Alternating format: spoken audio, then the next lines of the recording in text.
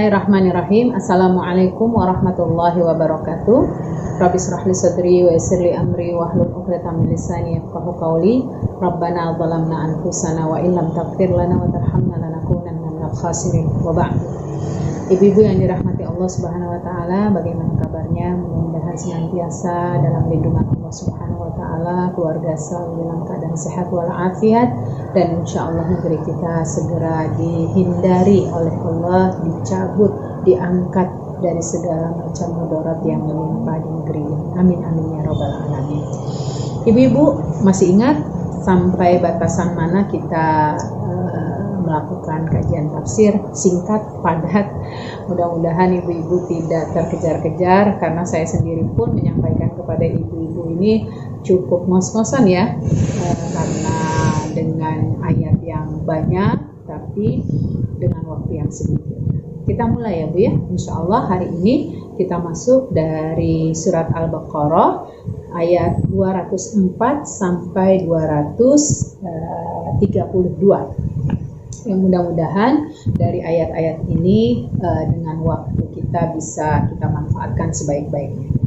A'udzu billahi minasyaitonir rajim. Wa minan nasi may yu'jibuka qawluhu fil hayatid dunya wa yashhadullaha 'ala ma fi qalbihi wa huwa aladul hisab. Wa idza tawalla sa'a fil ardi liyufsida fiha wa yuhlikal hartha wan nasl wallahu la yuhibbul fasad. Wa idza qila lahu ittaqillaha akhadhathu al-'izzatu bil itsm fahasbuhu jahannam wa la bi'sal mihad. Wa minan nas may yashri nafsahu ibtigha'a maradatillah wallahu ra'ufun bil 'ibad. Dan di antara manusia ada yang pembicaraannya tentang kehidupan dunia mengagungkan engkau Muhammad, dan dia bersaksi kepada Allah mengenai isi hatinya. Padahal dia adalah penentang yang paling keras. Dan apabila dia berpaling dari engkau, dia berusaha untuk berbuat kerusakan di bumi, serta merusak tanaman-tanaman dan ternak. Sedang Allah tidak menyukai kerusakan. Dan apabila dikatakan kepadanya, bertakwalah kepada Allah, bangkitlah kesombongannya untuk berbuat dosa, maka pantaslah baginya neraka jahanam. Dan sungguh jahanam itu tempat tinggal yang terburuk, dan di antara manusia ada yang mengorbankan dirinya untuk mencari keridhaan Allah, dan Allah Maha Penyantun kepada hamba-hambanya. Ya, ini ayat yang kita mulakan ibu-ibu, ayat 204 sampai 207 yang memberikan sebuah gambaran kepada kita. Ternyata ayat ini disebabkan karena ada seorang laki-laki yang bernama Al-Akhnas bin Syuraik Ats-Tsaqafi. Dia mendatangi Rasulullah SAW dan kemudian dia masuk Islam. Nah, setelah dia masuk Islam, dia melewati, anggap satu kisah, dia melewati satu perjalanan dan mendatangi ladang, ya, dan juga ada peternakan keledai di situ. Ketika dia masuk, ternyata itu kepunyaan orang-orang Muslim, ya. Tapi ternyata apa yang dilakukan oleh Al-Akhnas ini, yaitu membakar seluruh ladang tersebut dan membunuh hewan-hewan yang dipelihara oleh orang-orang Islam pada saat itu. Maka turunlah ayat ini, ya. Jadi kita lihat ibu-ibu nanti bahwa ada kondisi di mana ayat ini memberikan penguatan kepada kita. Apa penguatannya? Nih ya, ibu-ibu harus camkan, ya. Allah menyebutkan ada dua jenis manusia dari ayat ini. Yang pertama itu jenis orang yang munafik, dan jenis yang kedua itu adalah orang yang beriman.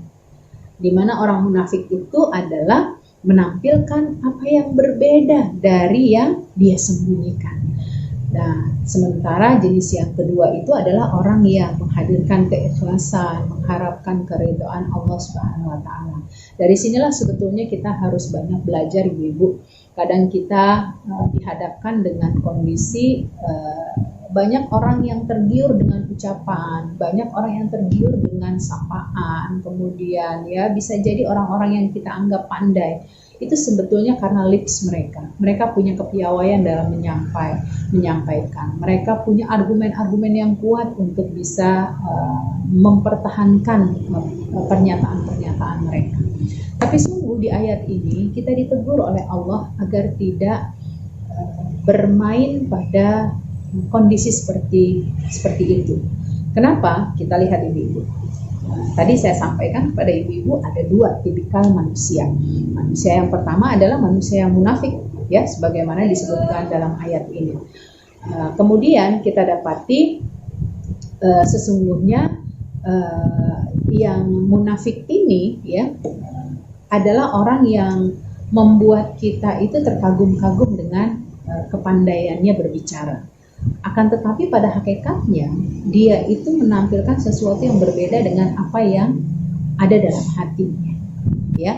Dia menampilkan apa yang bukan sebenarnya.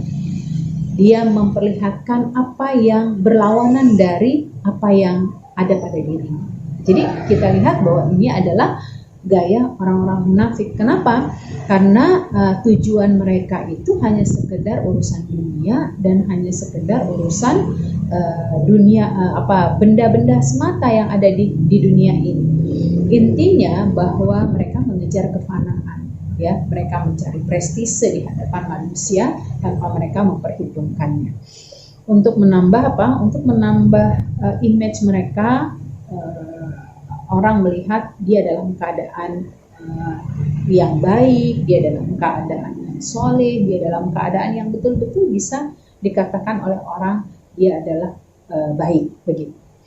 Nah, jadi kita lihat model orang-orang seperti ini adalah model orang yang bisa mengelabui manusia dengan apa yang dia tampilkan, gitu, ya. Apa yang lebih spesifik biasanya? 3 nih Bu biasanya nih. Yang pertama, pandai berbicara, gitu ya. Kalau ngomong tuh pokoknya kayak model sales, ya. Kalau orang sales itu kan harus orang yang meyakinkan, gitu ya. Jadi betul-betul dia berbicara pandai, gitu ya, dalam mengotak-ngatik pembicaraan gitu. Kemudian menjadikan Allah sebagai saksi atas kejujurannya. Bahkan orang-orang seperti ini, yang kedua ini, mereka berani untuk mengungkapkan kalimat bersumpah atas nama Allah. Padahal mereka itu melakukan sesuatu yang tidak mereka kerjakan. Kemudian yang tidak kalah penting adalah orang seperti ini, yang ketiga, senang berbantahan. Kalau nggak serem di hatinya, ya dia coba untuk membantah, dia coba untuk menuntaskan bahwa pendapatnya lah yang paling benar. Dari sini kita dapati bahwa orang-orang seperti ini pasti memiliki kepentingannya hanya untuk urusan duniawi. Ya, jadi kalau kita lihat memang orang-orang seperti ini adalah orang-orang yang lebih mementingkan urusan duniawi. Bahkan orang-orang seperti ini pada hakikatnya sebetulnya membenci kebaikan itu sendiri. Dia mencoba membuat sebuah prestise yang disukai oleh orang banyak, tapi padahal bisa jadi pekerjaan-pekerjaan itu belum tentu dalam kebaikan, apalagi dalam hal yang sesuai dengan syariat, ya. Dan kita mesti memohon kepada Allah Subhanahu wa taala agar terlindungi dan dijauhkan dari pertemanan dengan orang-orang seperti ini. Kenapa ibu-ibu? Karena bisa jadi kita akan mendapatkan pesan pertama itu sesuatu yang menyenangkan, tetapi pada hakikatnya orang-orang seperti ini adalah orang-orang yang ingin membalas dendam, ingin menjatuhkan, dan seperti contoh tadi Al-Akhnas, ya. Kemudian ibu-ibu, luar biasa, Allah menceritakan kalau tadi ada tipikal orang munafik, yang kedua ada orang-orang beriman. Di mana orang-orang beriman ini adalah mereka yang menjual dirinya itu demi mendapatkan keridhaan Allah.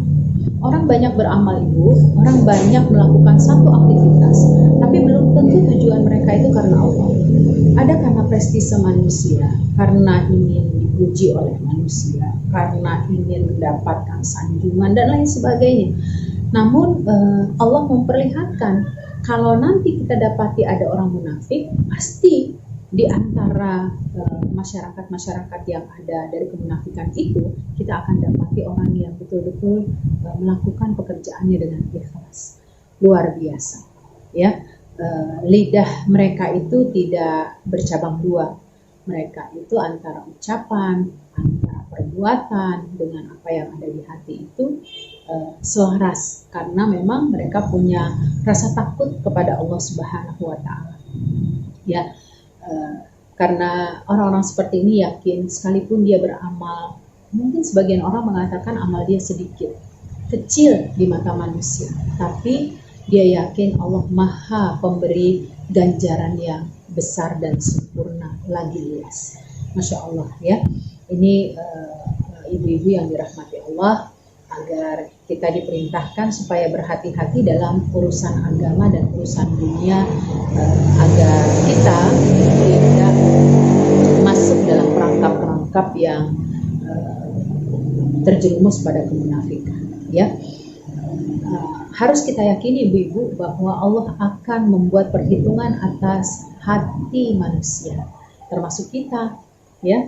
Kenapa? Karena innallaha yanzuru ila qulubikum walakin la yanzuru ila ajsamikum wala suwarikum. Allah itu hanya akan melihat hatimu, tidak akan melihat apa yang ada dalam fisikmu, dan tidak akan melihat apa yang terdapat di dalam boleh dikatakan sesuatu yang nampak pada kita. Jadi ini gambaran kepada kita supaya kita senantiasa menjaga ketakwaan kita, menjaga rasa takut kita ketika kita melalaikan atau bahkan meninggalkan hal-hal yang wajib dan meninggalkan hal-hal yang disukai oleh Allah Subhanahu wa taala.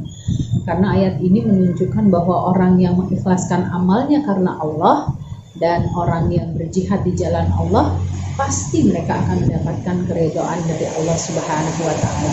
Nanti ibu-ibu bisa buka surat At-Taubah ayat 111 ya. Ini gambaran ibu-ibu, sekali lagi karena posisi kita sangat terbatas, maka kita batasi ayat tersebut. Kita lanjut kepada ayat berikutnya, yaitu surat Al-Baqarah 208 sampai 212, di mana Allah Subhanahu wa taala memberikan sebuah gambaran tentang seruan untuk menerima Islam dan mengikuti hukum-hukumnya, dan akan dapat sanksi bagi yang mereka melanggarnya.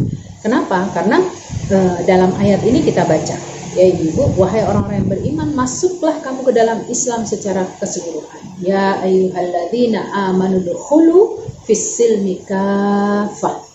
Ya, wala tattabi'u khutuwatis syaitan innahu lakum aduwwun mubin. Kata Allah Subhanahu wa taala, masuk kamu ke dalam Islam secara keseluruhan dan jangan ikuti langkah-langkah setan, yang mana langkah setan itu merupakan musuh nyata bagimu ya. Jika kamu tergelincir setelah bukti-bukti yang nyata sampai kepadamu, ya Allah Maha perkasa lagi Maha bijaksana. Masya Allah ya. Fa in zalaltum min ba'di ma ja'atkumul bayyinat fa'lamu annallaha azizun hakim. Itu diingatkan kepada kita agar pada saat kita sudah mengambil langkah menjadi seorang muslim, masuklah kita kepada aturan main Islam itu secara kafah, secara keseluruhan, tanpa pilih-pilih. Oh ini kayaknya nggak enak buat saya tinggalin deh. Oh ini kayaknya enak buat saya lakuin deh. Jangan seperti itu. Tapi kalimat kafah di sini menunjukkan satu konsistensi yang harus kita lakukan walaupun dalam keadaan sulit. Ya, hari ini misalnya kita dicontohkan, kayaknya sih nggak nyaman, apalagi buat laki-laki ya ibu, untuk sholat Jumat di rumah. Ya artinya mereka mengganti sholat Jumat dengan sholat zuhur. Nah, buat orang beriman pasti ada hal yang menggelitik, ya Allah, kenapa ya? Padahal kan ini wajib, apalagi ada dalilnya. Kalau 3 kali berturut-turut tidak dilakukan yang jadi kafir. Tapi ternyata di dalam aturan main, di dalam aturan Islam itu ada rukhsah yang harus kita gunakan juga. Di mana rukhsah ini digunakan ketika berhadapan dengan musibah, ketika berhadapan dengan bencana, ketika berhadapan dengan hujan saja, itu boleh seseorang meninggalkan sholat Jumat. Dan ternyata ada lagi yang lebih menyenangkan, safar saja seorang itu boleh meninggalkan sholat Jumat dengan cara mengganti sholat Jumat. Artinya ibu-ibu, kalaupun kita masuk ke dalam Islam, itu jangan berlebihan, ya. Karena apa? Ada aturan main di dalam Islam ini yang boleh kita lakukan. Ini yang dikenal dengan rukhsah. keringanan, atau kita juga jangan melemah-lemahkan hukum itu, karena hukum itu telah ditetapkan oleh Allah Subhanahu wa taala menjadi satu bagian dari aktivitas yang harus kita jalani, ya. Intinya dari ayat-ayat ini Allah menginginkan kita untuk istiqomah dan mengancam orang yang melalaikan keistiqomahan itu. Makanya ibu-ibu, rajinlah kita berdoa, teruslah kita mengharap kepada Allah agar kita bisa menjadi orang yang istiqomah dari awal hingga akhir kita. Ya, tidak peduli dalam keadaan seperti apa, yang penting Allah ridho. Ya, irji'i ila rabbiki radiyatan maradiyah. Kembalilah kamu kepada Allah, yang dimana Allah akan memberikan keridhaan. Kalau kita beramal itu sudah diridhokan oleh Allah, nggak ada lagi yang lebih besar, Bu, ya, pahalanya dan ganjarannya.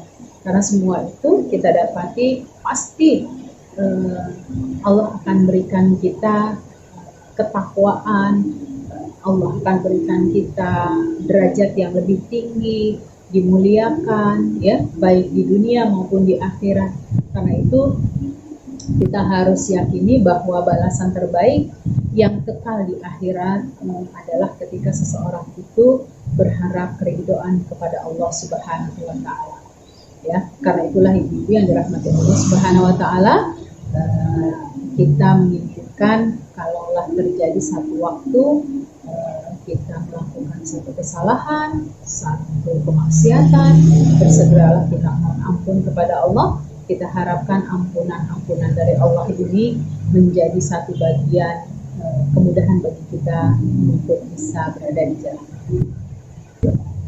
Ya, ibu-ibu yang dirahmati Allah, kita akan lanjut kepada surat Al-Baqarah ayat 213 dan 214, di mana dalam ayat ini Allah Subhanahu wa taala memberikan gambaran bahwa kita manusia itu membutuhkan para nabi dan rasul. Sebagai apa? Sebagai orang yang memberikan keteladanan dan contoh dalam mengaplikasikan kehidupan kita sehari-hari.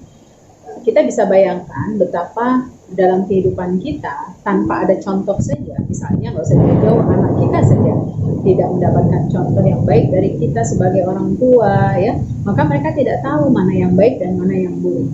Karena itu di dalam ayat ini sesungguhnya memberikan sebuah pernyataan tentang kebutuhan kepada para nabi dan rasul dan apa yang mereka alami, ya, bersama kaum mukminin dalam dakwah itu merupakan sebuah perjalanan yang sangat panjang. Nah, karena itu ibu-ibu yang dirahmati Allah Subhanahu wa taala, sebab turunnya ayat ini ternyata kita lihat terjadinya itu ketika perang Khandaq, ya, turun dalam perang Khandaq, di mana ada salah satu kisah tatkala memasuki kota Madinah, Rasulullah dan para sahabatnya itu sangat bersusah hati. Apa yang maksudnya bersusah hati? Karena pada saat mereka melakukan peperangan itu mereka tidak membawa bekal apapun, ya. Sementara di tangan orang-orang munafik, orang-orang musyriklah harta-harta mereka. Dan mereka lebih berharap tentang keridhaan Allah, berharap dengan rahmat Allah, maka mereka tetap melakukan peperangan itu sekalipun dengan segala keterbatasan. Maka disinilah turun ayat tersebut untuk memberikan penguatan kepada Rasulullah dan para sahabat yang pada saat itu merasa gelisah dan merasa kesulitan. Nah, ibu-ibu, dari ayat ini kita dapati petunjuk bahwa manusia itu pada hakikatnya merupakan umat yang terhidayahkan dari dulu, ya. Jadi manusia itu pada masa dulunya adalah orang yang memang umat yang mendapatkan hidayah Islam. Tapi kemudian, ya, mereka berselisih dengan kehidupan yang ada. Nah, disitulah Allah akhirnya menurunkan diutusnya para nabi supaya memberikan kabar gembira dan memberikan penjelasan yang sejelas-jelasnya tentang apa yang mereka perselisihkan. Masya Allah, berarti kita diberikan sebuah gambaran tentang pentingnya kita berqudwah mengambil hikmah, mengambil pelajaran terhadap perjalanan para nabi dan salafun soleh kita, karena memang itulah pelajaran yang paling baik. Saya melihat bahwa di masyarakat kita, ya termasuk saya sendiri, ada kondisi di mana kita kurang belajar sejarah, ya. Nah, tahukah ibu-ibu bahwa di dalam beberapa dalil kita dapati jumlah nabi itu ada 124.000. 124.000 nabi, ya. Mereka itu adalah para nabi yang diciptakan oleh Allah. Yang berstatus rasul di antara mereka itu berjumlah 313. Dan yang namanya disebut di dalam Al-Quran itu hanya 18. Sementara kadang-kadang kita sering menyebut nama nabi itu ada 25, begitu ya. Padahal itu adalah sesuatu yang boleh-boleh saja diabadikan, tetapi kalau kita lihat dalam beberapa literaturnya, jumlah nabi itu tidak sedikit dari apa yang disebut dari 25 itu. Ya. Apa fungsi nabi? Nah, ini kita dapati fungsi nabi itu adalah sebagai sumber syariat dan ketika nabi itu diutus pasti memiliki kitab yang akan dibawa untuk disampaikan kepada umatnya.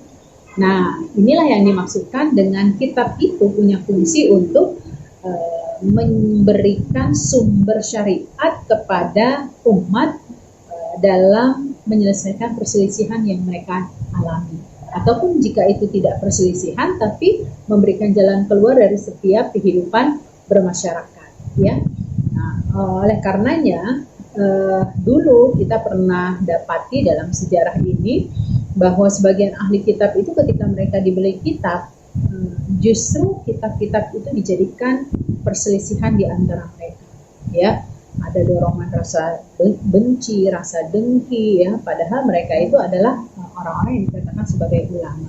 Oleh karena itulah ayat ini turun sekaligus memberikan pemaparan gambaran buruk tentang perbuatan para ulama terhadap kitab-kitab yang diturunkan, dan diutuslah para nabi untuk apa? Untuk menjadi penengah, menjadi mubasyir, basyira wa nadhira, pemberi peringatan dan pemberi kabar gembira kepada umat pada saat itu. Ya, ada yang beriman dan ada yang tetap kekeh berkekeh dengan kemaksiatannya dan pilihan hidupnya untuk tidak berislam. Nah, itulah ibu-ibu, ayat ini bercerita tentang kebutuhan kita kepada para nabi dan rasul. Karena itu kita mencoba untuk mengikuti apa yang dibawa oleh baginda Rasulullah SAW. Kita dibawa untuk menjaga fitrah, kita dibawa agar akal kita tetap dalam keadaan Islam, ya, jiwa kita tidak tergelincir dari kemaksiatan. Itu merupakan bagian-bagian yang dibawa oleh Rasulullah SAW hingga kita bawa sampai hari ini, dan mudah-mudahan kita termasuk orang yang diberikan kemudahan oleh Allah untuk mengikuti syariat apa yang dibawa oleh Rasulullah SAW. Nah, kemudian ibu-ibu, kita lanjut di ayat 215. Di ayat 215 ini itu berbicara tentang ukuran nafkah sukarela atau sedekah sukarela dan kepada siapa ya disalurkan. Coba kita baca, ya. Yas'alunaka madza yunfiqun qul ma anfaqtum min khairin falil walidaini wal aqrabin wal yatama wal masakini wa ibnis sabil wa ma taf'alu min khairin fa innallaha bihi alim. Mereka bertanya kepadamu Muhammad tentang apa yang harus mereka infakkan. Katakanlah, harta apa saja yang kamu infakkan hendaklah diperuntukkan kepada kedua orang tua, kerabat, anak yatim, orang miskin, dan orang yang dalam perjalanan, dan kebaikan apa saja yang kamu kerjakan, maka sesungguhnya Allah Maha mengetahui. Ada satu cerita di dalam sebab turunnya ayat ini ketika Ibnu Jurayj bertanya kepada Rasulullah SAW, ya Rasulullah, kemanakah kami harus menginfakkan harta kami, gitu ya? Maka Rasulullah SAW membaca ayat ini. Jadi riwayat wahyu sebab turunnya adalah karena ada salah seorang sahabat bertanya terkait dengan masalah infak. Ya, jadi ternyata nafkah yang paling baik itu adalah nafkah kepada orang-orang yang dekat dengan kita. Ini ingat, nafkah, ya, bukan sedekah. Jadi kalau babnya sedekah berbeda lagi. Kalau nafkah dia adalah orang-orang yang terdekat kita. Walaupun nanti akan kita dapati ada kategori nafkah itu yang didekatkan dengan sedekah, gitu. Kalau itu adalah nafkah, orang yang paling tepat dan orang terbaik untuk mendapatkan nafkah kita adalah orang tua kita, ya, anak-anak kita. Kalau kita sebagai seorang pekerja, maka suami kepada istrinya, karena kita lihat dalam bab fikih pernikahan, suami itu punya kewajiban memberi nafkah kepada istri dan anak-anak, ya. Kemudian dalam sebuah hadis, ibu-ibu, ada satu pernyataan Rasulullah SAW, sabdanya, tangan yang memberi adalah yang di atas, dan berikan infakmu kepada bapakmu, ibumu, saudaramu, ya, dan kerabat yang terdekat hubungannya dengan. Jadi boleh kita mendahulukan saudara-saudara kita selama apa? Kita juga tetap memberlakukan pembayaran zakat sesuai dengan tuntunan yang disyariatkan, ya, seperti itu, ibu-ibu. Jadi ayat ini memberikan satu hikmah besar bagi kita tentang bagaimana kita mengalokasikan harta-harta kita sesuai dengan apa yang disyariatkan. Kalau nafkah berarti itu orang terdekat kita dalam artian kerabat, orang tua, kerabat, ya, saudara-saudara kita. Kalau itu babnya adalah sedekah atau infak, itu adalah fakir miskin dan seterusnya. Nah, kemudian ibu-ibu, kita masuk kepada ayat 216 sampai 218. Itu bercerita tentang kewajiban berperang dan kebolehannya dalam bulan-bulan haram. Jadi sebelum turunnya ayat-ayat yang berbicarakan tentang masalah bab haji, ibu-ibu, surat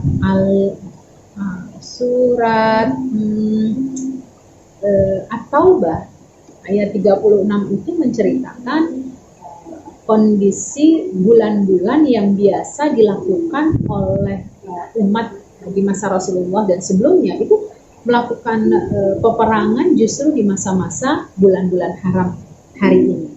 Makanya turunlah surat 9 ayat 36 itu untuk memberikan sebuah gambaran kalau di bulan-bulan haram itu ada larangan untuk berperang.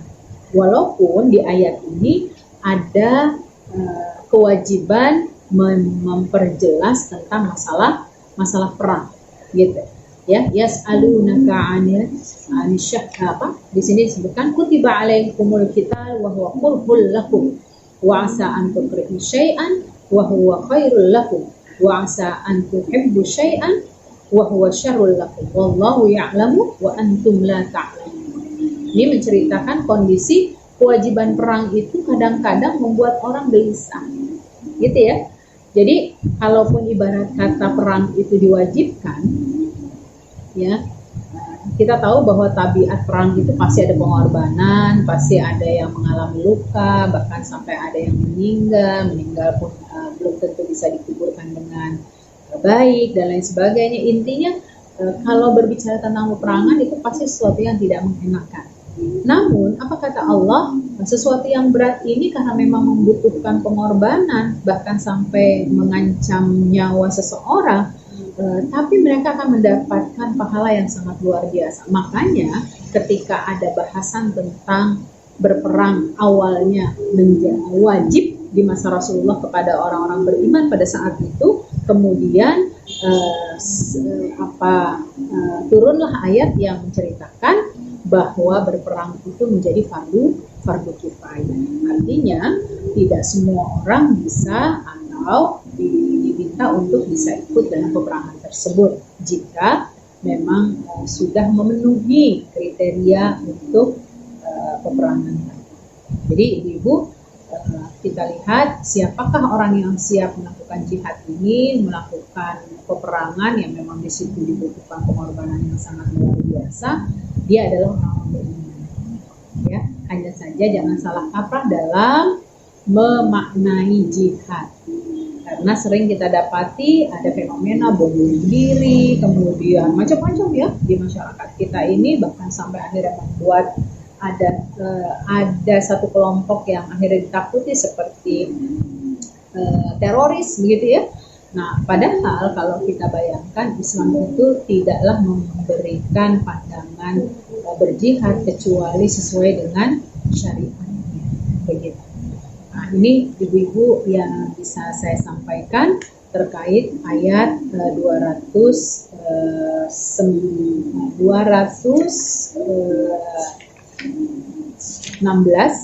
sampai 218. Kemudian kita lanjutkan di surat Al-Baqarah ayat 219. Ya, di ayat ini itu bercerita tentang fase dalam pengharaman khamar dan pengharaman judi. Jadi ada fase-fasenya ternyata bentuk penghilangan kemaksiatan itu.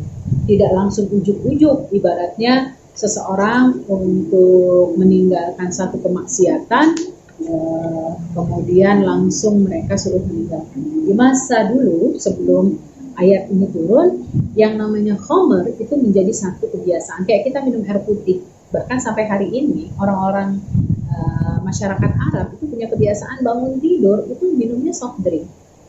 Ya, makanya mereka tuh paling banyak terkena diabetes. Ya, kenapa? Karena ada unsur kebiasaan yang mereka lakukan. Nah, dari ayat ini sebab turunnya itu ketika ada seseorang bertanya tentang masalah khamr dan judi, maka turun ini berkenaan dengan Ibnul Khattab, Umar Ibnul Khattab, Mu'az bin Jabal dan beberapa orang Ansor. Mereka mendatangi Rasulullah SAW dan berkata, "Beritahulah kami tentang hukum arak dan judi, sebab arak melenyapkan akal, sedang judi menghabiskan harta." Maka turunlah ayat ini, ayat yang mengharamkan manusia, wabil khusus kita umat Islam, untuk mendekatkan, ya, mendekatkan saja nggak boleh, apalagi minumnya atau melakukan. Kenapa? Karena tadi disebutkan arak itu melenyapkan akal, sedangkan judi menghabiskan harta. Ya, jadi ibu-ibu, ini cerita yang cukup panjang karena sedikit saya ceritakan ada fase-fasenya. Ya, kalau dulu tuh orang Arab di masa Rasulullah, ketika mereka setiap hari kehidupan mereka itu terbiasa minum arak. Jadi kayak kita minum air putih, gitu ya, biasa. Makanya turun satu perintah agar mereka tidak minum arak pada waktu siang hari, gitu. Nah, walhasil mereka mencoba untuk menahan diri tidak minum arak pada siang hari. Tapi mereka malam hari masih melakukannya. Nah, barulah kemudian mereka diperintahkan untuk meninggalkan minum arak itu pada waktu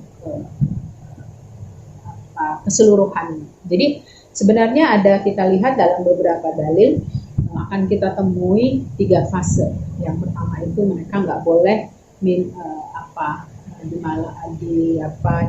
siang hari, kemudian tidak boleh yang kedua itu pada saat melaksanakan sholat gitu ya, dan kemudian turunlah yang ketiga itu memang harus meninggalkan minum arak atau berdekatan dengan khamr dalam kondisi apapun.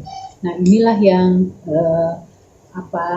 perlu kita cermati, bahwa satu perintah untuk meninggalkan larangan, ya, meninggalkan larangan itu merupakan kewajiban juga yang harus kita jaga. Nah, sekarang ibu-ibu kita lihat bahaya khamr. Ternyata bahaya khamr itu yang pertama adalah terhadap kesehatan. Itu nggak bisa dipungkiri lagi bahwa orang yang terbiasa dengan khamr pasti akan mendatangkan mudarat bagi kesehatannya. Yang kedua, bahayanya terhadap fungsi akal.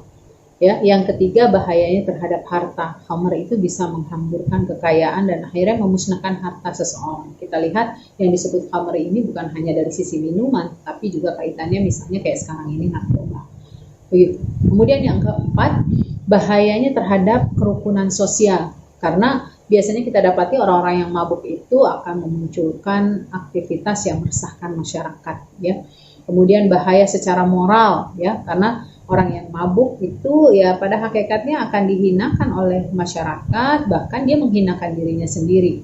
Termasuk yang keenam, bahayanya terhadap kepentingan bangsa. Kebayang nggak sih kalau satu masyarakat semuanya itu adalah pemabuk gitu ya, bagaimana mereka akan mengendalikan satu negeri tersebut atau satu kampung tersebut kalau di dalamnya itu adalah orang-orang yang lemah. Kemudian yang tidak kalah penting adalah bahaya terhadap keagamaan seseorang. Tentu saja kalau buat kita sebagai seorang muslim, jelas khamr itu menjadi sesuatu yang dilarang, maka nggak usah kita berkata-kata dan bertanya-tanya lagi kecuali kita meninggalkannya. Ya. Nah, di ayat 219 ini kita akan dapati ada yas'alunaka madza yunfiqun. Gitu. Ada kalimat mereka bertanya tentang apa yang mesti kita nafkahkan. Nah, ada kalimat menginfakkan dengan al-afu. Afu itu adalah harta yang lebih dari kebutuhan. Ya, jadi ternyata kalau seseorang itu termasuk boleh dikatakan miskin, maka yang harus dia dahulukan adalah dirinya terlebih dahulu sebelum dia mengeluarkan infak kepada orang lain. Maka dalam sebuah hadisnya disebutkan, apabila seorang miskin hendaknya dia menafkahi dirinya lebih dahulu, kalau masih ada kelebihan harta hendaklah dia menafkahi keluarganya di samping menafkahi dirinya sendiri. Jadi dengan kata lain, kalau kita mempunyai kemampuan, mampu menafkahi diri kita, mampu menafkahi orang lain, alhamdulillah kita masih punya kelebihan dari harta, disitulah kita boleh dan dianjurkan untuk menginfakkan harta-harta kita, sehingga tidak ada unsur kezoliman di mana seseorang itu melakukan penyiksaan terhadap diri dan keluarganya lantaran dia sudah menganjurkan dirinya untuk berinfak dan bersedekah, padahal dia sendiri dalam kekurangan. Nah, ini kalau kita lihat dari sisi ayat tersebut. Kemudian ibu-ibu kita lihat di ayat 220. Di ayat 220 surat Al-Baqarah ini bercerita tentang perwalian atas harta anak yatim, ya, tentang dunia dan akhirat. Fid dunya wal akhirah wa yas'alunaka 'anil yatama qul islahul lahum khair wa in tukhalituhum fa ikhwanukum wallahu ya'lamu mufsida minal muslih walau sya'allahu la'anatakum innallaha azizun hakim. Tentang dunia dan akhirat, mereka menanyakan kepada Muhammad tentang anak-anak yatim. Katakanlah, memperbaiki keadaan adalah baik, dan jika kamu mempergauli mereka, maka mereka adalah saudara-saudaramu. Allah mengetahui apa yang orang yang berbuat kerusakan dan yang berbuat kebaikan. Dan jika Allah menghendaki, niscaya Dia datangkan kesulitan kepadamu. Sesungguhnya Allah Maha Perkasa lagi Maha Bijaksana. Sebab turunnya ayat ini dari Abu Daud, ya, Nasai dan Hakim meriwayatkan, ya, setelah turun ayat 152 dari surat Al-An'am dan juga surat An-Nisa ayat 10, maka turunlah ayat ini, ya, yang menceritakan setiap orang yang punya asuhan anak yatim mulai memisahkan makanan dan minumannya dari makanan dan minuman si yatim.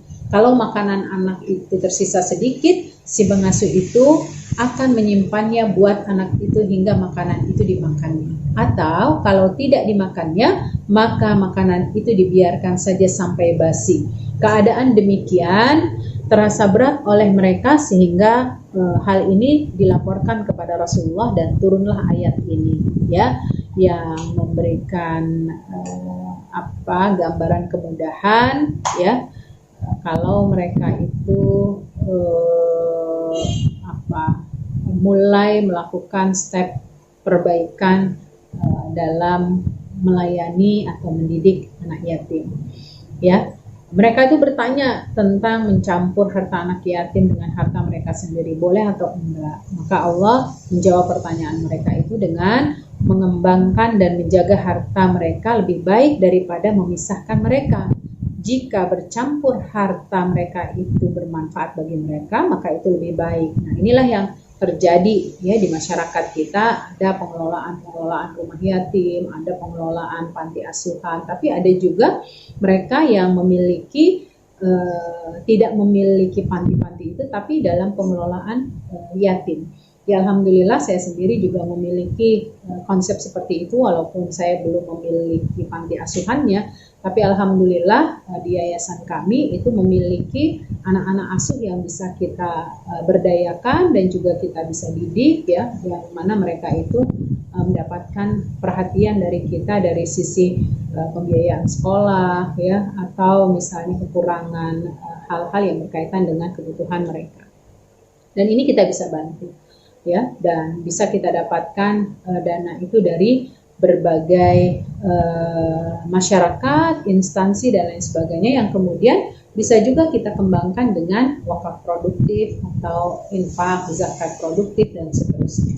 Nah, inilah ayat di mana kita berbicara tentang masalah yatim. Ya. Mari ibu-ibu kita lanjutkan terkait dari ayat 221 hingga seterusnya. Kita akan coba membahas kembali. Salah satu di antaranya adalah ayat 221 ini berbicara tentang hukum pernikahan laki-laki muslim dengan wanita musyrik. Ya, di mana ayat ini menjelaskan wala tankihul musyrikati hatta yu'min wala amatun mu'minatun khairun min musyrikatin walau a'jabatkum wala tankihul musyrikina hatta yu'minu wala 'abdun mu'minun khairun min musyrikin walau a'jabakum ulaika yad'una ilan nar wallahu yad'u ilal jannati wal maghfirati bi'idnihi wa yubayyinu ayatihi lin-nasi la'allahum yatadzakkarun. Dan janganlah kamu nikahi perempuan musyrik sebelum mereka beriman. Sungguh hamba sahaya perempuan yang beriman lebih baik daripada perempuan musyrik meskipun dia menarik hatimu. Dan janganlah kamu nikahkan orang laki-laki musyrik dengan perempuan yang beriman sebelum mereka beriman. Sungguh hamba sahaya laki-laki yang beriman lebih baik daripada laki-laki musyrik meskipun dia menarik hatimu. Mereka mengajak ke neraka sedangkan Allah mengajak ke surga dan ampunan dengan izinnya. Allah menerangkan ayat-ayatnya kepada manusia agar mereka mengambil pelajaran. Nah, karenanya ibu-ibu kita dapati ya sebab turunnya ayat ini karena ada satu ketika seorang laki-laki menuturkan kepada Rasulullah Shallallahu Alaihi Wasallam berkenaan dengan Ibnu Abi Marsad ya Al-Ghanawi. Dia meminta izin kepada Nabi untuk menikahi anak itu nama seorang perempuan, dan perempuan ini wanita musyrik tapi cantik gitu. Maka karena ada permintaan ini dari Marsad, Rasulullah Shallallahu Alaihi Wasallam membacakan ayat tersebut. Oleh karenanya ternyata dari sini kita dapati ya unsur di mana pelarangan seorang laki-laki menikahi wanita musyrik ya.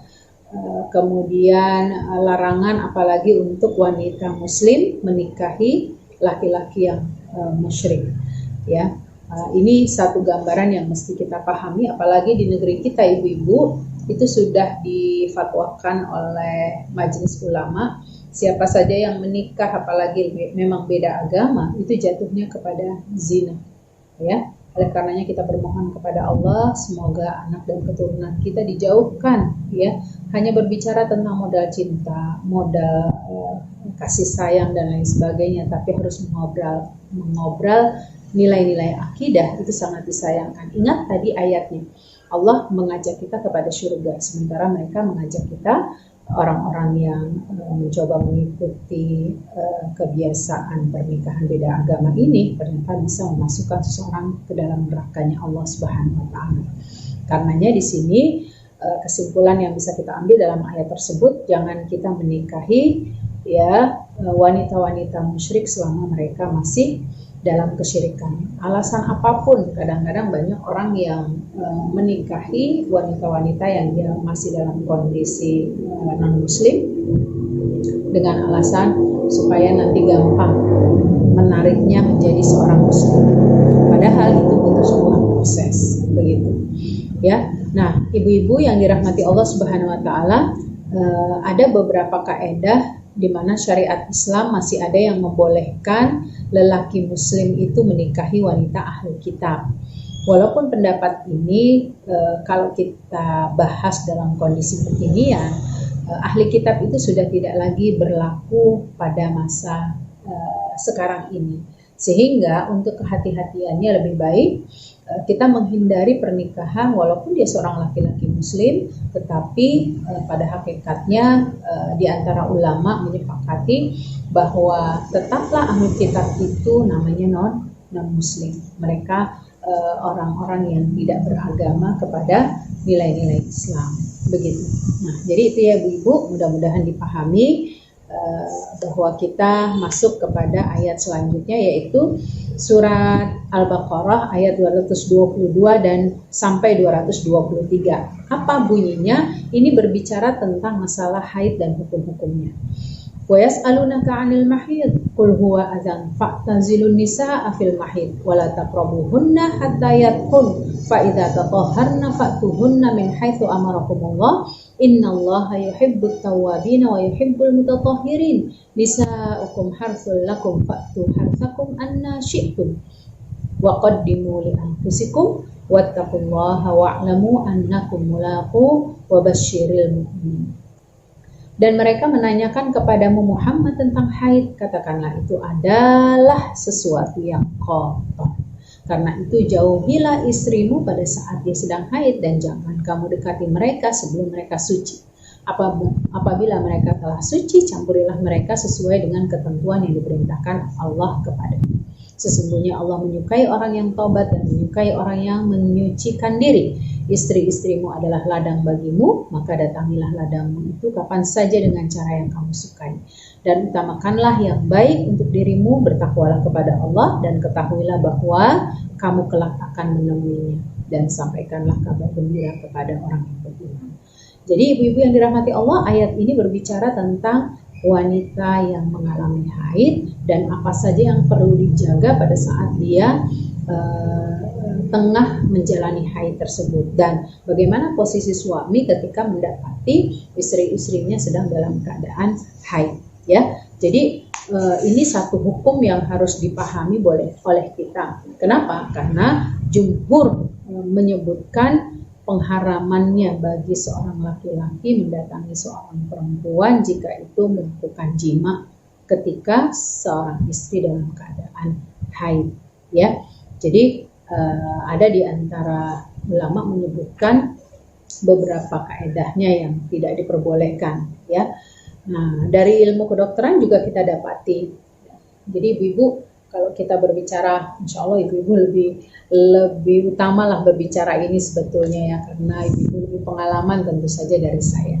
Jadi kalau di dalam syariatnya seorang suami tidak boleh mendatangi istri yang ketika dia sedang haid dalam satu hal saja, ya, yaitu mendatangi ketika di vaginanya atau di anusnya atau di duburnya. Itu tidak diperbolehkan.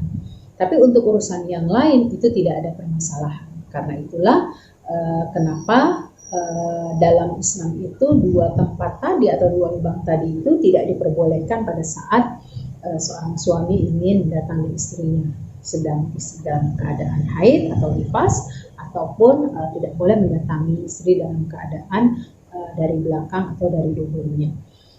Ternyata secara medis juga kita dapati bahwa persetubuhan di waktu haid itu bisa menimbulkan radang akut pada organ reproduksi perempuan. Di samping masuknya darah haid ke lubang penis tersebut bisa menimbulkan radang yang ya mungkin seperti raja singa gitu ya kalau penyakit kita di negeri ini, ya. Dan ternyata menyetubuhi istri dalam keadaan dua kondisi tadi itu dianggap bermaksiat, dan maksiatnya ini berarti menunjukkan dosa besar, ya. Makanya ibu perlu mengingatkan para suami, gitu ya. Nah, kemudian ayat ini menambahkan istri-istrimu yang suci dari haid adalah tempatmu yang cocok untuk bercocok tanam. ya tempatmu bercocok tanam dan memperoleh keturunan. Sehingga dari ayat ini diperbolehkan jika seorang istri sudah suci boleh didatangi oleh suaminya. Mungkin pertanyaannya begini, bolehkah sebelum seorang perempuan itu mandi tapi dia udah bersih, cuma ternyata suaminya menginginkan untuk dilayani, misalnya seperti itu, kan dia belum mandi, begitu ya. Nah ini Bu, ada 3 kriteria. Ada 3 pendapat, bukan 3 kriteria ya, 3 pendapat ulama terkait dengan jika seorang perempuan dia sudah selesai haidnya, kemudian terjadi sesuatu hal yang diinginkan oleh suami terhadapnya. Jadi yang pertama itu menurut Imam Abu Hanifah, istri itu boleh disetubuhi apabila darah haid sudah berhenti meskipun dia belum mandi. Jadi mandinya itu ibarat kata double gitu ya. Karena ini dianggap posisinya dia sudah berhenti dan kemudian dia ingin mandi. Tapi kemudian yang kedua, jumhur mengatakan istri tidak boleh disetubuhi sampai darah haid berhenti dan dia sudah mandi. Ya, intinya jumhur menyebutkan kalau memang ingin bersetubuh ya mandi dulu ya, walaupun konsekuensinya akan dilakukan mandi sampai 2 kali gitu. Kemudian pendapat ketiga, dia boleh disetubuhi asalkan dia wudhu terlebih dahulu. Nah kalau pendapat yang pertama itu kan tidak didahului dengan wudhu gitu ya. Jadi ini pendapat-pendapat yang membolehkan kondisi seseorang mendatangi istri dalam keadaan sudah berhenti haid. Dan diingatkan Ibu, di dalam Islam itu yang dilarang tadi cuma 2 ya, yaitu lubang vagina dan anus atau dubur. Itu tidak diperbolehkan pada saat wanita sedang haid atau mendatangi istrinya itu di dubur. Dari sisi yang lain itu boleh, nggak ada permasalahan. Mau mendatangi dengan cara berbaring, dengan cara dari depan, dari belakang dan lain sebagainya, itu merupakan satu hal yang diperbolehkan selama bukan dalam keadaan tadi haid ataupun di lubang anus. Ya, kemudian ada pendapat ulama yang berbeda pendapat tentang bagian tubuh mana yang ketika istri sedang haid itu yang boleh didekati, gitu ya. Yang pertama itu ada pendapat bahwa suami harus menghindari seluruh badan istri, ya. Ini mutlak. Ya, karena apa? Karena ada kekhawatiran masuk ke dalam keinginan untuk menyetujui. Pendapat yang kedua yang harus dihindari adalah tempat keluarnya darah saja, gitu ya. Berarti kan vaginanya. Dan dalam kondisi seperti ini seorang suami harus berhati-hati. Kemudian pendapat yang ketiga, suami harus menjauhi bagian tubuh antara pusar dan lutut. Nah, jadi karena ada perbedaan pendapat ini, kalau saya mengatakan yaitu bagaimana kita pintar-pintar saja bersama suami, asalkan tidak keluar dari koridor yang ditetapkan dalam syariat. Ya, sekali lagi saya bukan mengajari ibu-ibu, tetapi pada hakikatnya ini merupakan satu hal yang sering dianggap tabu, tetapi pada hakikatnya ini merupakan satu pelajaran yang harus kita pahami bersama. Karena nanti kalau bicaranya tentang haid, nanti kita juga ketemu darah perempuan yang lain, itu adalah nifas. Itu bab nifas sama juga, gitu ya. Nah, berbeda dengan yang ketiga, karena darah perempuan itu ada 3 jenis ya. 1 haid, 2 nifas, yang ketiga itu istihadah. Nah, beda dengan istihadah, haid dan nifas itu hukumnya sama. Ya, dia najis. Tapi kalau istihadah itu bukan najis. Sehingga kalau ada seorang perempuan yang mengalami keluar darah di waktu yang tidak biasanya, bisa jadi itu adalah istihadah dan orang itu atau wanita itu tetap dalam keadaan suci, dianggap dalam keadaan suci. Dia boleh tetap berpuasa, boleh dalam keadaan sholat dan bahkan melakukan hubungan badan suami istri. Kemudian ibu-ibu kita lanjutkan karena waktu kita sangat terbatas, yaitu ayat 224 hingga 225 yang berbicara tentang masalah sumpah dengan nama Allah dan sumpah lagwi. Sumpah karena Allah dan sumpah lagwi. Sumpah lagwi itu adalah sumpah yang boleh dikatakan main-main, yang tidak punya keinginan sebetulnya untuk bersumpah. Tapi di masyarakat kita di Indonesia, sumpah itu bukan lagi dianggap satu hal yang main-main, ya. Makanya di dalam pembahasan ini kita diingatkan agar jangan mudah melakukan sumpah terhadap satu perkara, apalagi kalau sumpah yang kita ucapkan itu ternyata dusta, ya. Ini ada sebab turunnya waktu itu berbicara tentang salah satu laki-laki yang diberikan nafkah, yang diberikan sedekah, ya, oleh Abu Bakar, yaitu namanya Mistah.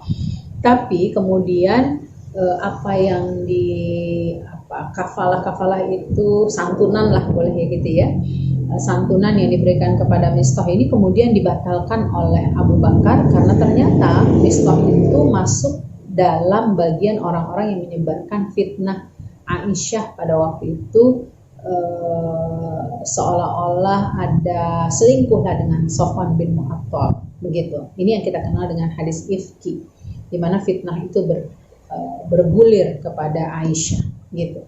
Nah, kemudian kemudian Abu Bakar memutuskan, ya, santunan itu kepada Mistah. Nah, turunlah ayat ini, ya.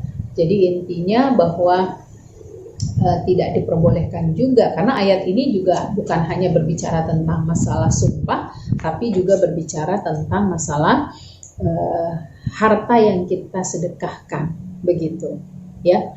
Nah, ini Ibu, penjelasan yang paling konkret adalah bahwa saat kita melakukan sumpah, ya, ayat ini punya dua makna. Yang pertama, apabila seseorang bersumpah untuk tidak mengerjakan satu kebaikan, misalnya saya nggak mau lah melakukan silaturahim lagi, saya pokoknya nggak mau nginjekin rumah dia, pokoknya 7 turunan misalnya, ya. Nah, sumpah yang kita lakukan itu tidak, jika satu waktu kita menggagalkan sumpah itu malah yang terbaik, walaupun kita perlu menebusnya dengan kafarat, perlu membayar denda karena kita telah melakukan sumpah, dan sumpah itu adalah sumpah yang sebenarnya tidak diperbolehkan. Kemudian yang kedua, ada kondisi maknanya jangan kamu sering-sering bersumpah dengan nama Allah, ya. Karena ketika seseorang itu sering-sering bersumpah dengan nama Allah hanya gara-gara melakukan kebaikan, memperbaiki hubungan dengan manusia, maka sumpah itu juga akhirnya nggak punya makna. Coba deh ibu-ibu perhatikan, ada beberapa kebiasaan di masyarakat kita untuk meyakinkan orang lain itu kadang-kadang sering mengucapkan, demi Allah deh saya nggak ngakuin itu, gitu ya.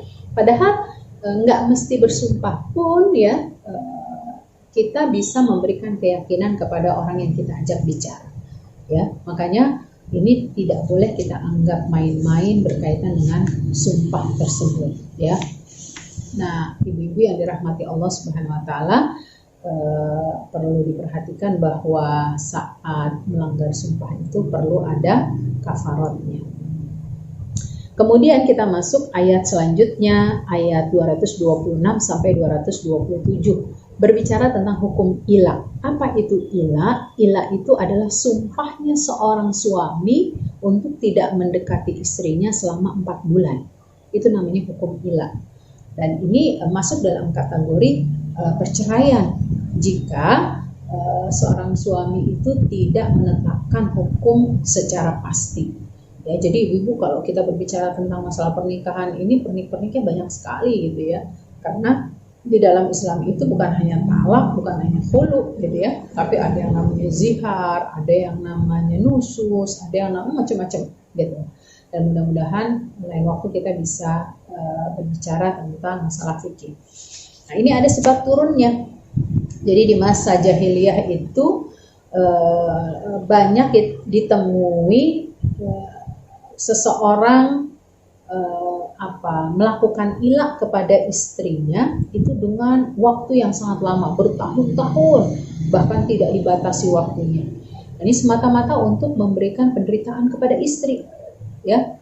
Nah, karena itulah Allah Subhanahu wa taala menurunkan ayat ini, ya. Jadi dibatasi cuma 4 bulan ketika memang itu menjadi keinginan suami untuk mengilah istri. Jadi dia ini Kak, kenapa diawali dengan sumpah ibu-ibu? Karena ilah ini adalah sumpahnya seorang suami. Ya, misalnya apa? Pokoknya demi Allah, saya nggak mau deketin kamu lagi, gitu. Nah, ini namanya ilah. Ya, walaupun secara kiasan ya benarkah itu merupakan satu bentuk talak, gitu. Nah, dari sini kita dapati bahwa Islam membatasi tempo ilah itu dengan waktu 4 bulan supaya punya tujuan menghindari jangan sampai istri dibuat menderita dan diabaikan hak-haknya oleh suami. Jika mereka kembali dengan tindakan bukan dengan ucapan kepada yang mereka sumpahkan, maka untuk didekati artinya dia meminta istrinya seolah-olah melayaninya kembali, maka pada saat itu sesungguhnya Allah mengampuni pelanggaran mereka terhadap sumpah tersebut dengan cara mereka bertobat. Dalam hal ini tentu saja suami. Ya. Ibu-ibu yang dirahmati Allah, ilah terhitung sah dilakukan oleh setiap lelaki yang sah mentalak. Artinya dia adalah suami yang sah, gitu ya, bukan kumpul kebo. Oh, pokoknya saya pengen menghilang kamu, nggak bisa, karena memang dia tidak punya izin secara hukum menikahi pasangannya tersebut. Ya, kemudian ilah itu hanya sah kalau diucapkan dengan sumpah dengan kalimat Allah. Misalnya demi Allah, ya, saya nggak mau mendekati tidur sekamar dengan kamu, begitu misalnya. Ilah itu sah dengan sumpah, untuk tidak menyetubuhi juga bisa terjadi. Jadi kalimat-kalimat sumpah didahului sebelum ayat-ayat ini diberlakukan. Kemudian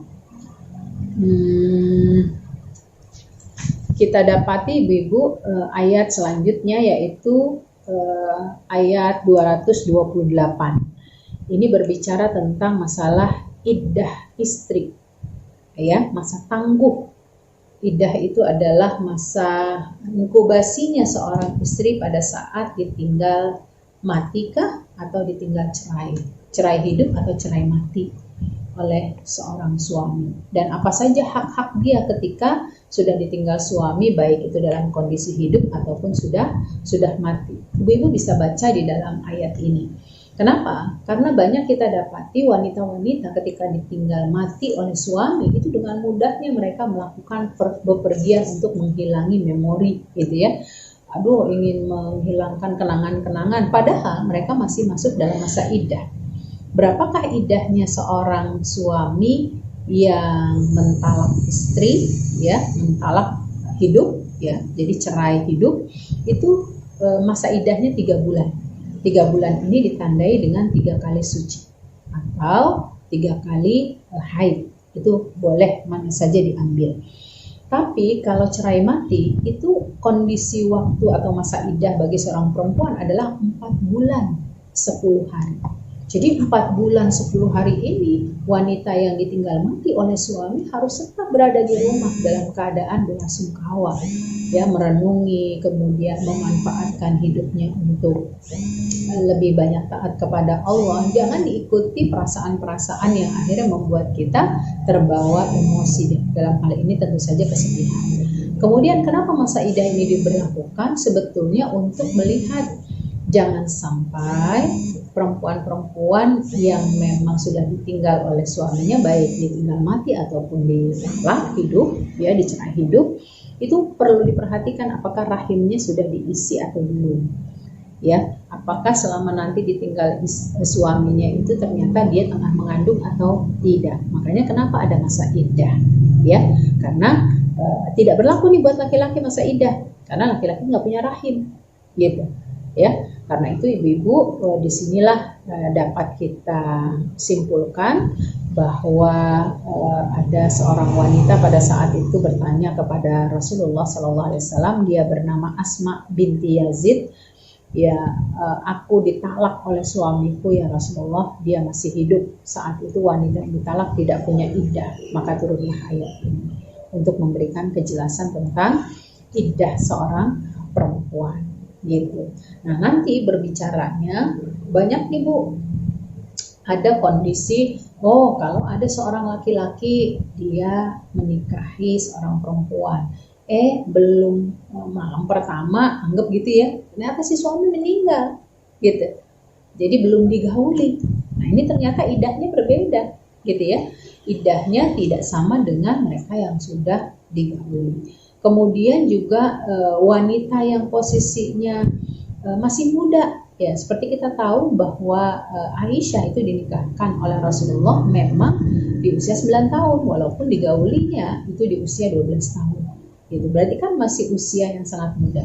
Kemudian ada lagi wanita yang hamil, kapankah masa idahnya? Ternyata sampai dia melahirkan, berarti kan bisa jadi kalau hamilnya baru 1 bulan itu bisa masuk kepada 9 bulan masa idah, lebih panjang daripada ditinggal mati dan dia tidak memiliki kehamilan pada saat ditinggal suami, ya. Nah, berbicara tentang masalah idah ini, ibu-ibu, yang perlu dipahami bahwa seorang perempuan itu nggak boleh mengikuti hawa nafsunya. Jadi ini adalah syariat, ya. Karena ini adalah syariat, seorang perempuan itu harus menekan emosinya, meskipun rasa keinginan untuk keluar, untuk bersama-sama itu lebih cenderung bisa dikerjakan. Tetapi karena ini merupakan syariat yang ditetapkan oleh Allah, maka perlu dijaga. Nah, berbeda kita dapati jika seorang perempuan ini memiliki pekerjaan khusus, misalnya dia seorang wanita yang bekerja di sebuah perusahaan, dia seorang guru dan lain sebagainya, yang artinya profesi ini menuntut dia untuk tetap hadir karena ada masa cuti tertentu saja, begitu. Maka masa idah ini boleh diberlakukan olehnya dengan cara dia keluar rumah untuk melakukan pekerjaan tersebut tanpa melakukan tabarruj, ya. Pakaian juga diantisipasi tidak mengundang fitnah dan zina. Kemudian dari sisi keberangkatan dan kepulangan itu terjamin, misalnya diantarnya sama anak, dijemputnya sama anak, yang tidak melakukan bepergian kemanapun, itu masih ada yang membolehkan karena memang ada kebutuhan dari satu sisi yang lain. Nah, itulah ibu-ibu berkaitan dengan masalah iddah seorang istri. Adapun hak-haknya, jadi kalau ada seorang wanita yang cerai hidup oleh seorang suami, dalam masa iddah ternyata si suami minta rujuk lagi, anggap ada seorang suami mentalak istrinya, belum sampai 2 bulan ternyata suaminya minta rujuk dengan cara dia melakukan hubungan badan, itu sudah dianggap sah, tidak perlu melakukan pernikahan ulang. Tapi kalau dia mentalak istrinya dan sudah lewat masa idahnya berapa? 3 bulan gitu ya, dan dia pengen kembali lagi kepada istrinya, maka perlu dilakukan nikah ulang karena masa idah tersebut sudah selesai. Nah, kira-kira seperti itu ibu-ibu. Hanya saja perlu kita pahami bahwa ayat ini berbicara tentang wajibnya kita seorang perempuan untuk menjalani masa iddah. Yang kedua, dalam ayat ini sebetulnya ada berbicara tentang legalitas rujuk. Rujuk itu legalitasnya milik laki-laki, ya. Yang boleh minta rujuk itu adalah laki-laki.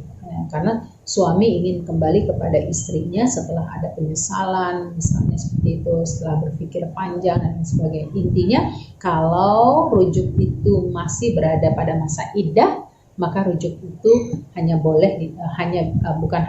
bisa dilakukan hanya dengan menggauli pasangan. Tapi kalau sudah lewat dari masa iddah, maka perlu menikah ulang. Kemudian dari ayat ini juga berbicara tentang hak-hak suami istri, ya, hak-hak suami istri. Jadi masing-masing itu punya haknya dan masing-masing juga punya kewajiban. Dan ini panjang lagi ibu-ibu ceritanya, bisa jadi satu sesi sendiri berbicara tentang hak dan kewajiban suami istri. Dan insya Allah kurang lebihnya ibu-ibu sudah banyak memahami apa saja yang menjadi kewajiban kita sebagai seorang istri dan apa saja yang menjadi hak kita sebagai seorang istri. Kemudian kita masuk kepada ayat 229 sampai 230 di mana masih berbicara tentang masalah talak, ya, dan hal-hal yang timbul kalau terjadinya talak tanpa dipahami dengan baik dan benar, ya. Di kalangan masyarakat jahiliyah itu istilahnya apa ya, tidak ada batasan talak itu. Kalau kita kan sekarang ini hanya memahami talak itu ada talak 1, talak 2, dan talak 3, ya, itu yang dikenal dengan talak bain kalau talak 3 itu. Jadi sehingga di masa dulu itu orang mau bolak-balik seenaknya kepada pasangannya itu nggak dibatasi, ya. Dan ini sesungguhnya membuat kondisi para perempuan itu menderita. Maka turunlah ayat ini untuk memberikan gambaran Islam meluruskan apa yang terjadi di masa jahiliyah, gitu, ya. Nah, ini berkaitan dengan masalah ayat-ayat tersebut. Kemudian ibu-ibu, ada pelajaran yang bisa kita ambil di dalam ayat ini, yaitu dua ayat yang kita baca tadi atau yang kita bahas tadi itu mencakupi 3 hukum. Ada yang disebut talak raj'i. Talak raj'i itu adalah talak yang seseorang bisa rujuk lagi. Itu talak 1 dan talak 2. Kemudian yang kedua itu adalah bab khulu, di mana khulu ini merupakan permintaan seorang istri untuk diceraikan oleh suami. Istilah kita di Indonesia gugat cerai. Nah, kalau sudah dilakukan gugat cerai, semua permasalahan pembiayaan itu diserahkan kepada istri, karena istri yang meminta. Bahkan jika terjadi hal seperti ini, istri pun perlu mengembalikan mahar, ya, untuk menjaga izah seorang istri. Kemudian ada yang diistilahkan di dalam ayat ini dengan talak bain, yaitu talak 3. Jadi 3 cakupan hukum di dalam ayat yang baru saja kita bahas hari ini, di akhir ini, di ayat berapa tadi Bu? 229 sampai 230 itu memberikan pesan 3 hukum yang harus kita pahami, ya. Nah, karena itu coba kita lihat yang pertama tentang talak raj'i ini, ya. Jadi di dalam Islam ada jumlah talak dan aturan di dalam penjatuhan talak, ya. Talak raj'i itu masuk dalam jumlah talak 1 dan talak 2. Sehingga kalau ada seorang laki-laki menjatuhkan talak kepada istrinya dan dia tidak lewat dari masa iddah, kemudian dia rujuk, maka rujuknya itu masih diperbolehkan dan dibenarkan. Kapan itu terjadinya talak? Berarti talak itu sudah masuk talak 1, ya. Ketika misal ada seorang suami mengatakan saya talak kamu, gitu ya, dengan sharih, dengan jelas, maka jatuhlah talak 1 kepada istri tersebut. Kemudian belum sampai 3 bulan si suami sudah meminta maaf dan kemudian kembali kepada istri, maka disinilah yang disebut talak raj'i. Talak raj'i yang pertama, di mana laki-laki itu diterima oleh istrinya kembali menjadi suaminya. Ini terkait dengan aturan dalam penjatuhan talak, ya. Ini banyak sekali ibu-ibu, tapi kita bisa maknai, ya, bahwa ada talak itu nanti yang kaitannya main-main, gitu ya. Ada orang yang mengucapkan talak itu sebetulnya sindiran, ada yang pakai WA, kan begitu Bu, ya. Sekarang banyak sekali kita dapati orang tuh macam-macam, ya, padahal pengennya mentalak tapi tidak gentle. Bahkan ada salah seorang ibu yang mengeluhkan kepada saya sempat shock, gitu ya, ketika suami ngajak ke rumah orang tua saya, gitu ya. Tapi ternyata sampai di sana saya ditinggalin dan tidak dijemput-jemput. Nah, dan itu terjadi berbulan-bulan, bertahun-tahun, ya. Akhirnya dipahami bahwa dia sebetulnya mentalak istrinya, cuma tidak gentle, gitu. Nah, ini harus diingat bagaimana dalam Islam memahami arti sebuah talak. Kemudian pelajaran yang bisa kita ambil bukan hanya berkaitan dengan talak, tapi juga khulu. Khulu ini adalah tadi gugat cerai, di mana seorang istri lah yang meminta perceraian itu dari suami, karena hak talak itu hanya milik suami. Kalau khulu itu memang milik istri, gitu ya. Jadi ada istilah khulu itu adalah tebus talak, gitu ya. Jika didapati, biasanya khulu ini jika hak dan kewajiban suami itu tidak diberlakukan kepada pasangannya. Contoh KDRT, kemudian tidak memberikan nafkah lahir batin, diterbengkalaikan. Bolehkah istri menggugat cerai? Ternyata boleh, begitu. Tapi kalau tidak ada unsur yang bermasalah sampai sedemikian rupa, sebaik seorang istri bersabar, gitu ya, menghadapi kekurangan. Cuma gara-gara kekurangan bukan berarti suami tidak memberi, itu berbeda masalah dengan kondisi jika seorang laki-laki atau seorang suami itu tidak memberi nafkah. Jadi dalam bab ini dipahami dengan baik fungsi dari talak dan khulu. Kemudian ibu-ibu juga harus bisa melihat tentang masalah talak bain, ya, atau kalau di dalam fikih itu ada istilah pernikahan mabtutoh. Mabtutoh itu adalah wanita yang terkena talak 3, ya.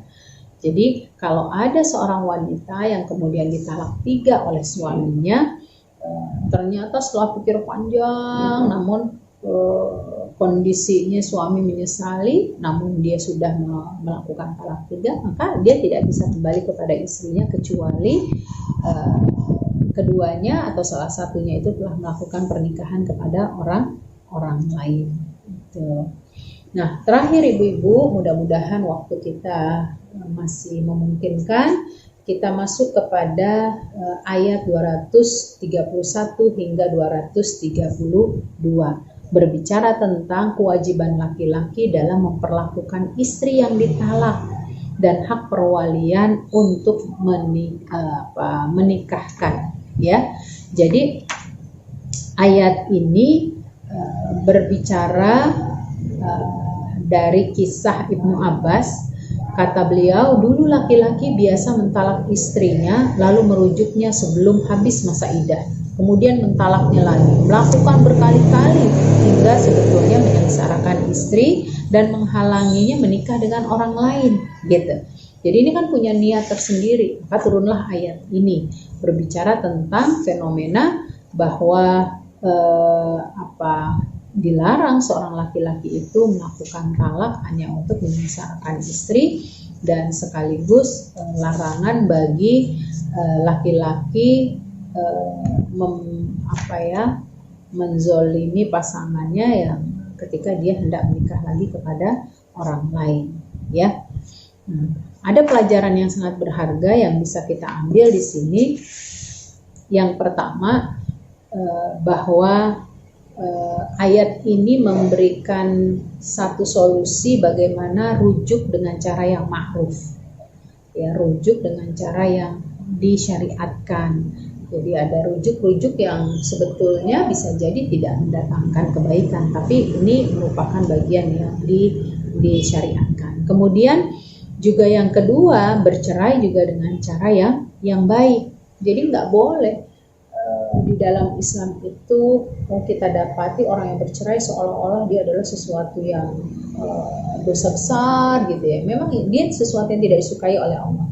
Tapi ketahuilah jika perceraian itu merupakan jalan keluar yang terbaik, sesungguhnya itu menjadi hal yang dibolehkan. Kemudian yang ketiga, menyepelekan hukum-hukum syariat adalah haram. Larangan bagi kita untuk menyepelekan hukum-hukum yang sudah disyariatkan oleh Allah. Jadi banyak, Bu, saya dapati, ya, karena saya banyak memegang majelis taklim, juga saya berhadapan dengan anak-anak yatim, ya, di rumah itu. Ada di antara mereka yang ayahnya meninggal, kemudian ibunya menikah lagi, berarti kan pada hakikatnya dia punya anak bapak tiri, tapi nggak pernah dinafkahi, tidak pernah disanguin, gitu ya. Ada juga seorang ibu yang dia masih ada suami dan anak-anaknya juga masih kecil-kecil, tapi seolah-olah si istrilah yang menjadi tulang punggung. Kita ingatkan bahwa perkara ini nanti akan dipisah oleh Allah. Saya selalu menguatkan para ibu-ibu, mereka yang punya punya semangat untuk terus menuntut ilmu gitu ya, memahami Islam, maupun mereka itu banyak dizalimi. Ibu-ibu, pelajaran dari ayat ini adalah berbicara tentang talak yang dilakukan sambil bergurau itu terhitung sah ya, termasuk juga sesuatu yang sah bukan hanya bab talak tetapi juga bab perkawinan. Makanya perlu berhati-hati nih jika ada orang yang cuma senda gurau tapi memang dia betul-betul suami istri, maka bisa jatuh talak. Sebagaimana Rasulullah SAW memberikan sebuah gambaran tidak jatuh talak kepada seorang istri jika dilakukan talak oleh seorang suami yang marah. Jadi marah itu nggak masuk talak gitu ya. Tapi kalau sambil bercanda itu perlu berhati-hati. Kemudian yang kelima, ibu-ibu, kita diminta dan bukan diminta semata ya, tapi memang dihantarkan untuk selalu bersyukur kepada Allah. Nikmat Allah terhadap aturan-aturan yang sudah Allah berikan kepada kita. Jadi aturan ini bukan untuk kita langgar, tapi aturan jika tidak didapati di muka bumi ini sebuah aturan, maka terbayang ya sekarang ini kita dapati ada seorang bapak memperkosa anak perempuannya, ya seorang kakek melakukan tindakan yang tidak senonoh kepada cucunya dan lain sebagainya. Ini lantaran tidak ada rasa syukur terhadap peraturan yang telah ditetapkan oleh Allah. Ya, jadi aturan itu bukan untuk dilanggar, tetapi untuk ditaati dan bagaimana kita bisa memanfaatkan dari aturan itu untuk menjadi sesuatu hal yang bisa kita lakukan dan kita perhatikan. Kemudian yang keenam, ayat ini memberikan pelajaran kepada kita bahwa wali-wali dilarang menghalangi perempuan-perempuan dalam hal ini yang janda untuk menikah kembali selama masa iddahnya sudah selesai dan selama pasangan yang akan dia dapatkan itu adalah orang yang soleh, maka diharapkan untuk tidak menghalanginya. Kemudian pernikahan tidak bisa dilaksanakan tanpa wali. Jadi ada sering saya dapati di masyarakat kita, karena dia sudah dianggap janda maka nggak perlu minta izin kepada walinya. Padahal itu salah. Selama dia masih memiliki wali, maka dia harus mendapatkan persetujuan, ya, mendapatkan persetujuan dari walinya. Oleh karenanya ini tidak bisa dianggap main-main kalau kita dapati ada seorang perempuan yang ketika menikah tanpa ada wali, ya. Nah, hadis atau ayat ini kita dapati juga satu kenyataan bahwa orang yang beriman, gitu ya, itu adalah orang yang siap untuk mendapatkan nasihat. Ya, iman itu mendorong manusia untuk menerima nasihat. Jadi kalau kita mendapatkan nasihat dari orang lain, itu artinya Allah menyayangi kita. Ya, Allah memberikan kesempatan kita untuk melakukan sebuah kebaikan. Jadi ibu, kita bisa pahami bahwa apa yang diatur oleh Allah untuk kita, ya, yang disyariatkan oleh Allah untuk kita itu semata-mata untuk kebaikan kita, ya, baik di dunia maupun di akhirat. Ini saja ibu-ibu yang bisa saya sampaikan. Semoga ada manfaatnya buat ibu-ibu semua. Mohon maaf kalau waktunya terlalu panjang karena mau diringkas-ringkas ini saja sudah banyak banget yang tidak bisa tersampaikan. Saya mohon maaf lahir batin. Wabillahi taufiq wal hidayah. Wal afu minkum. Wassalamualaikum warahmatullahi wabarakatuh.